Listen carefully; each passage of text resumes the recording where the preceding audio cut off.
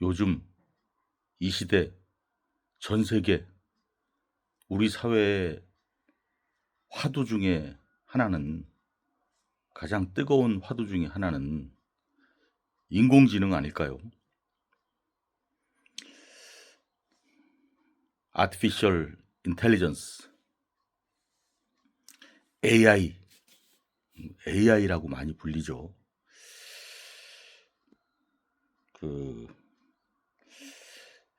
제 핸드폰에 얼마 전에 제가 갤럭시 25 울트라로 바꿨는데 여기에 또 새로운 게 깔렸더라고요. GEMINI 이게 뭔가 했더니 이게 뭐 재민이라고 발음하나요? 요즘 또 재미나이라고도 발음하기도 하고 그러는데 보니까 챗 GPT예요. 챗 GPT. 챗 GPT 말고도 뭐 여러 가지 기능이 있는 것 같은데 정확히는 잘 모르겠어요. 저도. 근데 한번 거기 챗 GPT 역할로 재미나이를 켜가지고 뭐 작동하기가 쉽더라고요. 그래서 저 질문을 한번 던져봤죠. 세 가지 질문이었어요. 첫 번째는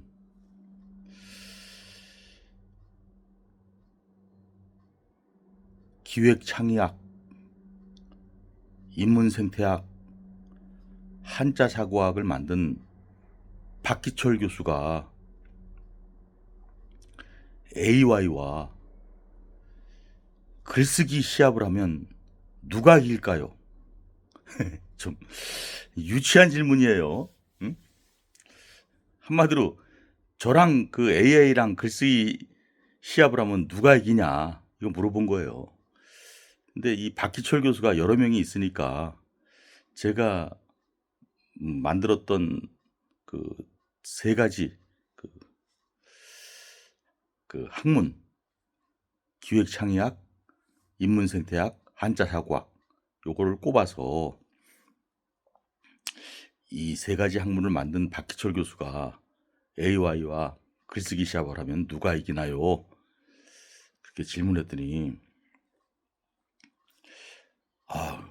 답변이 놀라워요. 정말 너무너무나 똘똘하더라고요. 똑똑해요. 응? 저는 이게 AI가 답하는 거니까 AI가 당연히 이기지요. 뭐 이렇게 나올 줄 알았어요. 그런데 그렇게 하지 않고 그렇다고 또 뭐 제가 이긴다고 하지도 않고 겸손하게 그렇게 하지도 않고 제가 이길 수 있는 분야 또 AI가 이길 수 있는 분야 이렇게 딱 이렇게 비교해 가지고 이렇게 해서 답변을 주더라고요. 어우 깜짝 놀랐어요. 응? 그래서 참 야 이게 진짜 AI 응? 능력이 대단하구나.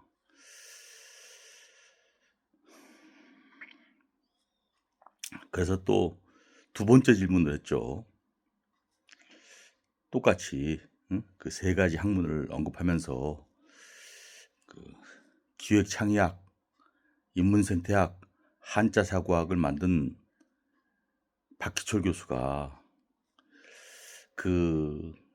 지금의 이 AI 시대에 생존할 수 있을까요? 이렇게 물어봤어요. 이 질문은 좀 제가 좀 요즘 이 AI 그러니까 좀 뭐라 그러나요? 응? 좀 이렇게 좀 AI 시대에 제가 어떻게 생존할 수 있느냐 뭐 이런 질문이었죠. 응? 이 질문에 대한 답변도 놀라워요. 뭐 AI가 답변하는 거니까 AI가 응? AI 때문에 박희철 교수의 응? 생존력은 줄어들 것이다. 이렇게 대답하지 않더라고요. 이런 그 세 가지 학문을 만들었던 박희철 교수는 이 AI 시대에 더욱더 그 존재 가치가 있을 것입니다. 이런 식으로 얘기하더라고요. 그래서 이 AI 시대에 박희철 교수는 그 생존뿐만이 아니라 더욱더 그 필요한 존재가 된다. 이렇게 답변을 하더라고요. 한마디로 저를 칭찬해 주는 답변이었어요. 응? 아무리 AI 시대라지만 박희철 교수가 가진 이런 어떤 그 창의적이고 독창적인 이런 생각, 응?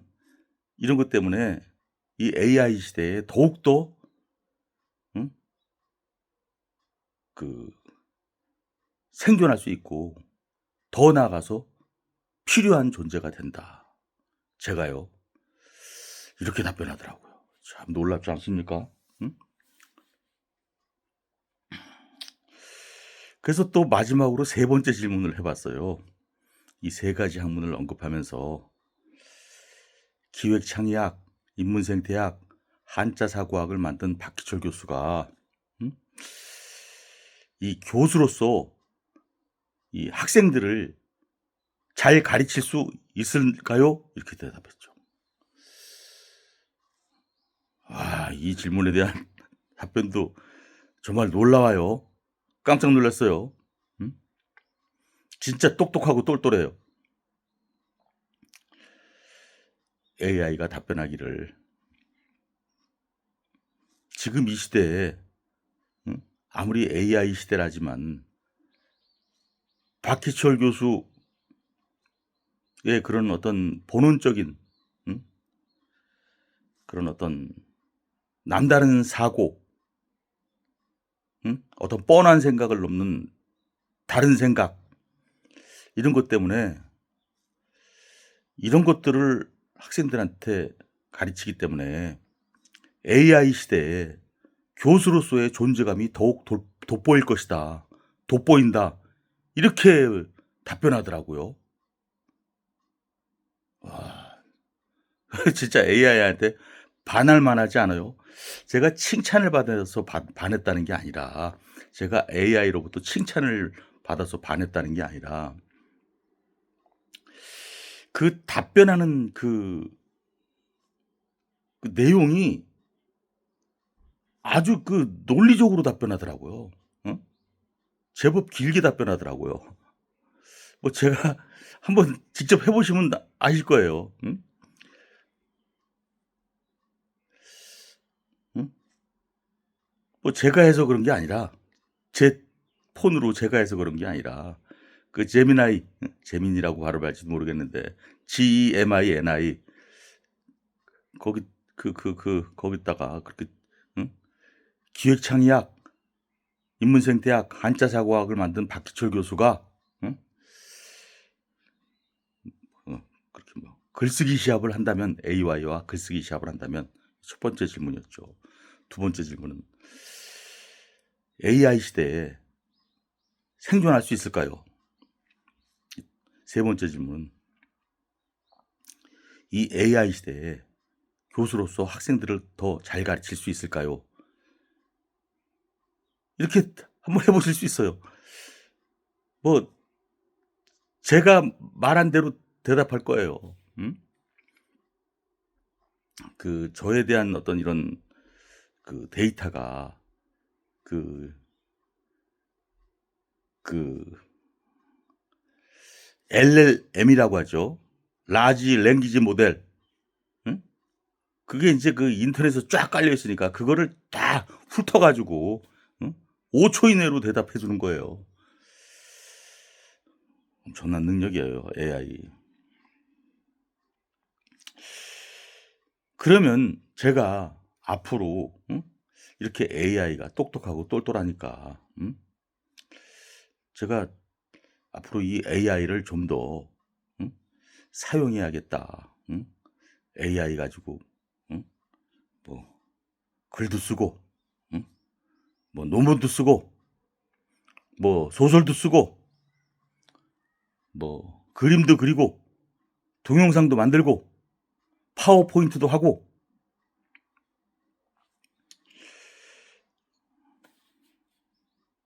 무슨 영화나 연극 대본도 쓰고, 응? 뭐 별거 다 하잖아요, AI로. 그렇게 해야 된다고 제가 주장하게 될까요? Never. No.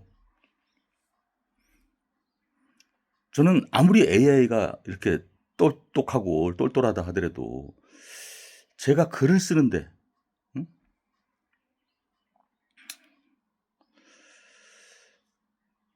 AI 사용하지 않을 거예요. 그깟 AI 사용하지 않을 거예요. 감히 제가 그깟이라는 이런 비하되는 표현을 써요. 비하하는 표현을 써요. 그까짓 AI 사용하지 않을 거예요. 제가 만약에 무슨 어디서 무슨 강연 요청이 와 가지고, 응? 제가 무슨 PPT를 만들려고 하면은, 파워포인트를 만들려고 하면은 뭐 AI가 파워포인트도 만들어 줘요. 저 절대 AI 쓰지 않을 거예요. AI가 쓰는 글이나 AI가 작성하는 PPT보다 저는 더 잘 만들 자신이 있어요. 얼마 전에 제가 그 지인께서 저한테 그 강연 요청을 와 가지고 이제 좀 뭐 정년 퇴임했는데도 뭐 한번 강의를 해 달라 그래 가지고 그 양성평등과 성인지 감수성에 대해서 그 강연을 해 달라 그러더라고요. 그래서 그냥 말로만 하면 안 되고 PPT로 하셔야 됩니다 그러더라고요. 그래서 그 며칠 전에 제가 PPT 만들어 가지고 하고 왔어요. 그래서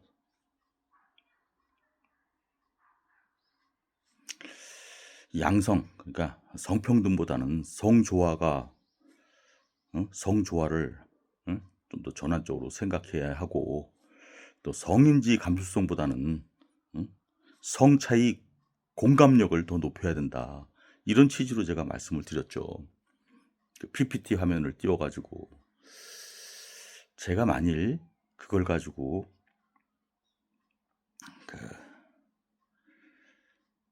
AI 가지고 PPT를 만들어 가지고 했다 그러면은 저는 그 강연 실패했을 거예요. 근데 강연에 성공했어요. 그 한 100여 분들 모셨거든요. 그 청중들이. 주로 이런 어떤 그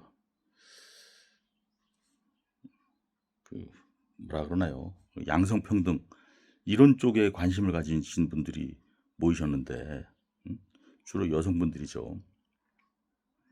근데 그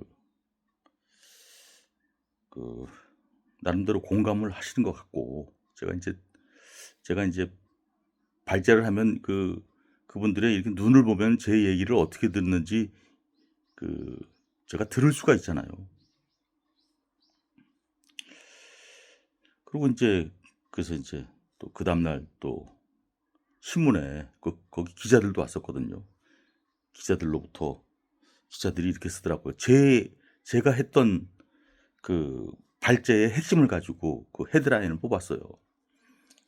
"앞으로는 성평등보다 성조화의 시대가 필요하겠다." 뭐 이렇게 제가 했던 핵심 내용이거든요. 성평등보다 성조화. 그게 인제 기사 헤드라인으로 뽑혀져 나왔더라고요. 음.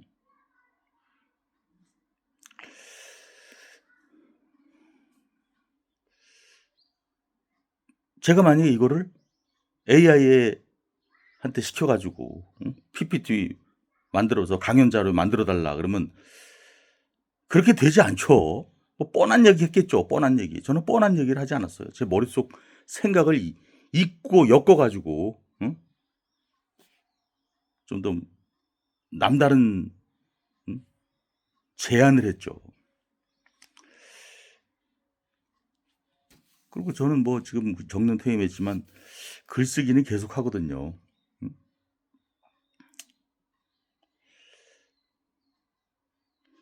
국제신문에 낱말로 푸는 인문생태학도 예전에는 그 한 달에 한 번씩 아니 일주일에 한 번씩 아니 일주일에 한 번씩 썼는데요. 지금은 뭐 한 두 달에 한 번씩 쓰는데요. 벌써 그게 657회인가 그래요. 얼마 전에 쓴 게 658회 쓸 때인데 이제 앞으로 저는 그거를 쓰면서 한 번도 AI한테 협조를 받아본 적이 없어요. 그냥 제 머릿속 생각으로 쓰는 거예요.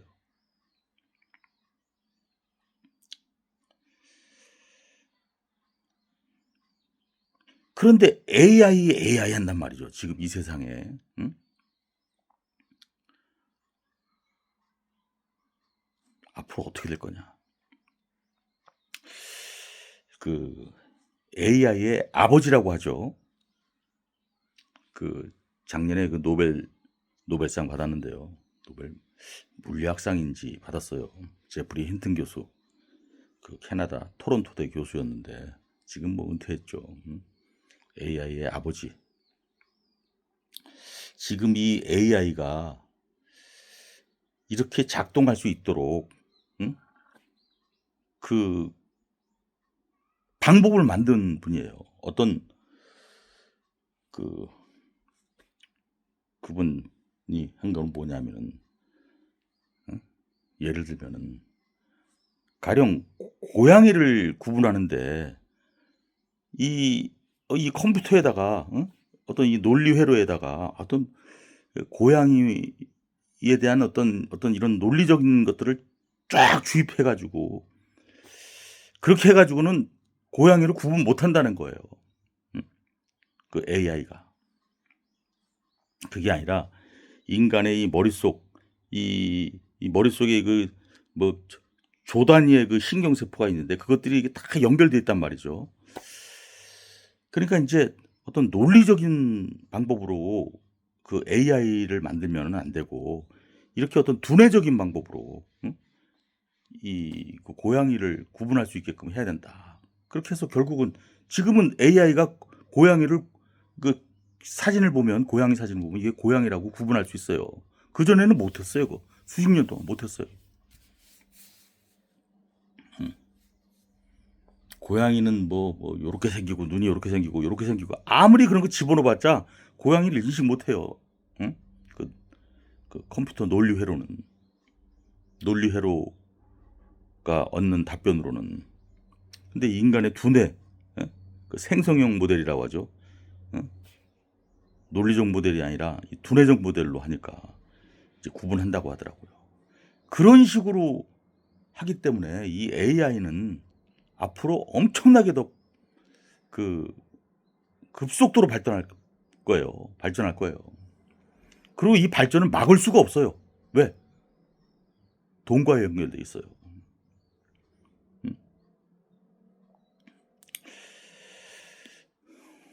근데 이 제프리 힌튼 교수가 AI에 대한 위험성을 얘기하고 있거든요. AI가 앞으로 인류를 멸망케 한다. 뭐 이런 식으로까지 얘기하더라고요. 뭐 그럴 때가 정말로 올까 이렇게 싶지만 그럴 것 같기도 해요. 지금 뭐 AI가 지금 뭐 만약에 5단계라 그러면은 5단계로 한다 그러면 지금 뭐 한 2단계 정도까지 왔다 그러는데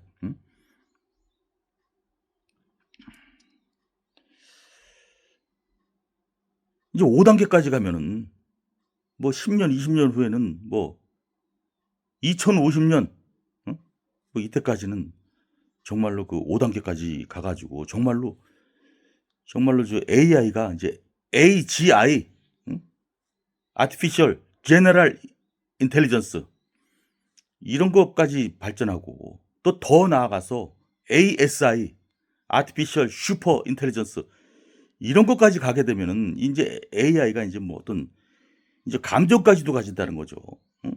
어떤 자기 의지까지 갖는다. 자기 의지. 인간이 통제할 수 없는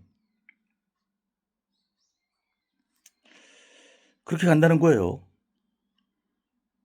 그래서 그런 것들에 대한 그것으로 인한 어떤 그 위험성을 그 제프리 힌튼 교수 또 뭐 여러 명들이 이런 그 AI의 위험성을 경고하기도 하는데 저는 좀 그것과 다른 관점으로 AI의 그 위험성이 아니라 이건 위험성이 아니라 이건 위험성보다 더한 거를 제가 말씀드리고 싶어요.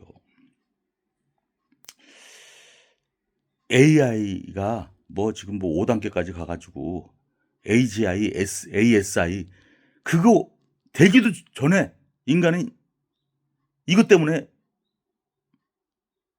망할 것 같아요. 뭐냐 그게. AI는 결국 그 디지털 인공지능이잖아요. 응? 디지털 인공지능이 우리 인간의 두뇌 지능 이거를 갉아먹는다는 거죠. 잠식한다. 더 좀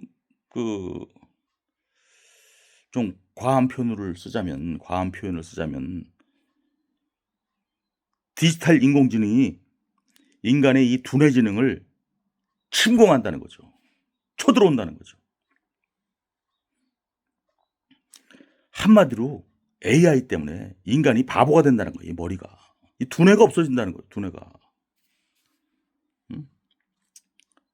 그 인공지능이 인공지능이죠 이게.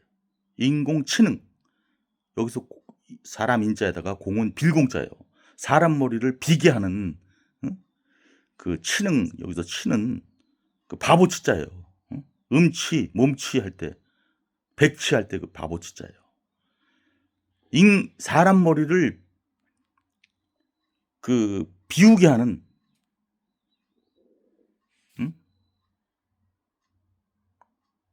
사람 머리를 비워서 바보로 만드는 능력이 저는 지금의 디지털 인공지능이라고 생각해요. AI가 그렇게 발전하기 전에 AGI, AI, ASI로 발전하기도 전에 저는 이것 때문에 인간은 완전히 그 백치가 될 거라고 생각해요. AI가 없으면 아무것도 못하는. 아무것도 못한다. 아무것도. 지금 뭐 요즘 그 초등학교 애들도 그 AI로 숙제하고 다 그런다는데 요즘 대학생들도 뭐 리포트 다 AI가 다 써준다는데 제가 이제 올해 정년 퇴임했지만 저는 그 꼴 안 보고 살기 참 다행이라고 생각해요. 물론 저는 뭐 제가 그 제가 교수 때 그 제가 무슨 어떤 그 과제를 내라 그럴 때 그 어떤 AI가 쓸 수 없는 과제를 내요. 자신의 생각을 쓰라 그러는데 근데 이게 아무리 그렇게 과제를 그런 식으로 쓰도록 유도하더라도 지금 AI의 그 똘똘함, 똑똑함으로 보면 제가 인제 그거 보더라도 이게 AI가 쓴 건지 진짜 얘 제자들의 머리로 쓴 건지 제가 구분 못할 수 있어요. 그 정도로 똑똑하고 똘똘해요 AI가. 근데 앞으로는 더 그럴 거 아니에요. 인제 AI 없으면 아무것도 못할 거 아니에요. 이거는 그냥 노래방 때문에 노래방 그 화면 때문에 인제 앞으로 노래방 화면 없으면 노래를 못 부르는 거.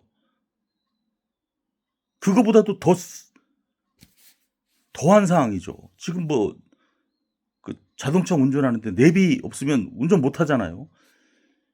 이런 거는 약과죠. 이런 거는 약과인데 AI 없으면 글도 못 쓰고 과제도 못 하고 PPT도 못 만들고 그림도 못 그리고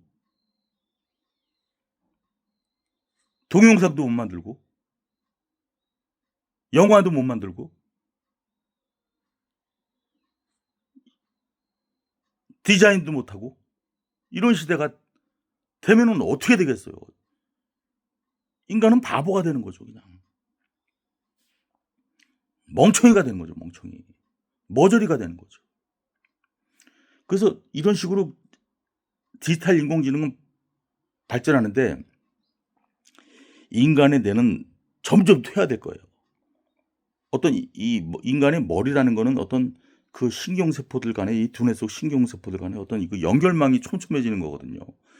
그 연결망이 촘촘해지는 게 아니라 그 가닥이 다 끊길 거예요. 가닥이 다 끊긴다. 가닥이 끊기게 되면 이제 어떻게 되냐. 머리가 아무리 크면 뭐예요. 뇌가 이제 기능하지 못하는 거죠. 음?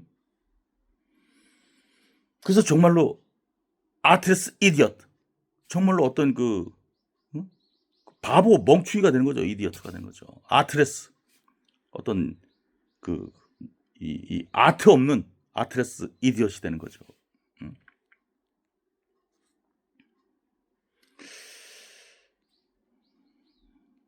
그 제가 글씨를 썼는데요. 그래서 지능이에요. 지능, 인공지능 할 때 인텔리전스예요. 지능 잠식, 더 나아가서 지능 침공이다 이거죠. 뭔 뜻이냐면은 디지털 인공지능이 인간의 두뇌 지능을 갉아먹고, 그러니까 잠식이죠. 이건 잠식. 그리고 쳐들어온다. 침공이죠. 디지털 인공지능이 우리의 인간의 그 두뇌 지능을 잠식한다. 영어로는 인크로치먼트죠. 인크로치먼트. 또 이 디지털 인공지능이 인간의 두뇌 지능을 침공한다. 인베이전. 이것 때문에 저는 AI가 위험하다고 하는 그 정도를 넘어서 이것 때문에 안 된다는 거예요. 이것 때문에 안 된다. AI가 잘할 수 있는 분야는 활용해야 돼요. 저는 그런 것까지 쓰지 말자고 주장하는 건 아니에요. 어떤 거대한 데이터를 분석하는 거. 이런 건 못하죠. 그래서 어떤 단백질의 어떤 염기 구조 서열, 이런 거 하도 방대해서 못하잖아요. 이런 것들은 AI가 잘할 수가 있죠. 그걸 통해 가지고 어떤 새로운 어떤 신물질을 만든다든지 이런 것들은 AI가 잘할 수 있어요. 어떤 거대한 데이터를 가지고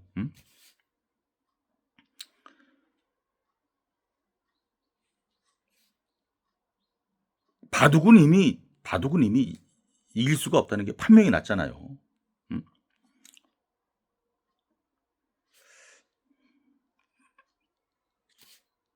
그거는 AI가 이길 수밖에 없어요. 그러면 알파고에서 고가 바둑 기자를 쓰거든요. 바둑 기자 기원할 때 기자를. 근데 이제 이거를 이제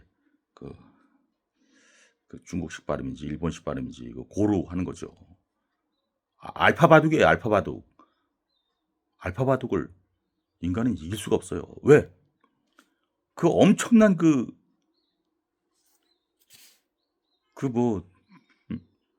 경우의 수를 다 꿰고 있거든요. AI는.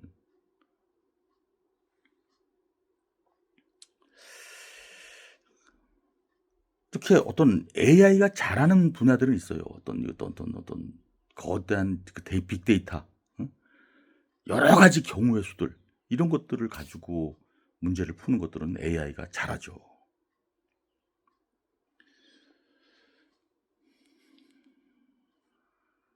그런 거 가지고는 AI를 얼마든지 이용할 수 있죠. 하지만 인간의 이 본원적인 능력, 저는 이 글 쓰는 능력이라는 게 인간의 본원적인 능력이라고 생각하거든요. AI한테 내줄 수 없는, 내줘서는 안 되는, 내주고 싶지 않은. 근데 이런 것까지 AI한테 준다? 결국 바보가 되는 거죠.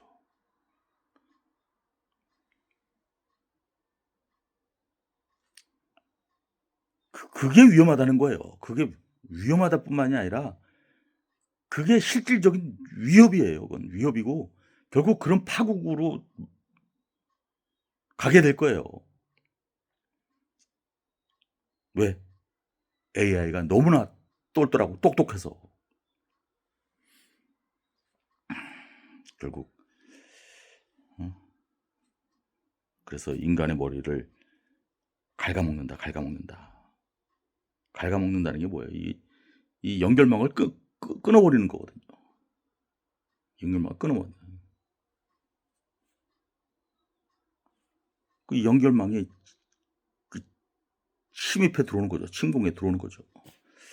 그 이런 식으로 인간이 계속 그 생존한다?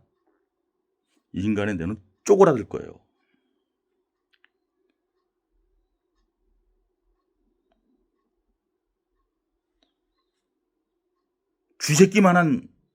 쥐새끼들의 뇌만큼 쪼그라들 거라고 생각해요, 저는.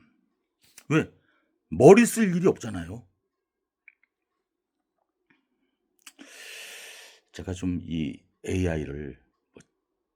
AI의 똑똑함에 대해서 칭찬하는 것 같다가 갑자기 AI에 대해서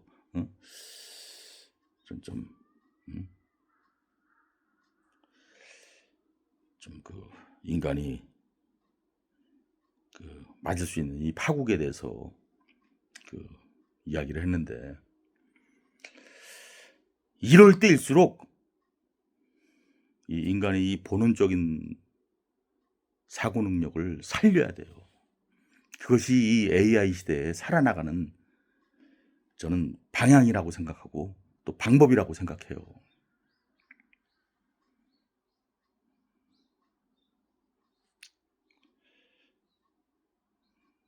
그래도 AI가 저를 인정해 주네요. AI가 글쓰기 하면